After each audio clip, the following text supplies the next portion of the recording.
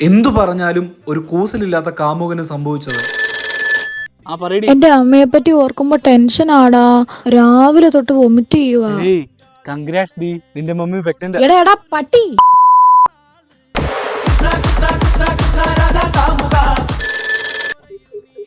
എടാ സച്ചിൻ കോൾ ചെയ്തോണ്ടേ ഇരിക്കുവാ. ഞാൻ കോൾ എടുത്ത് സംസാരിക്കണോ? നിനക്ക് സംസാരിക്കണമെന്നല്ലേ?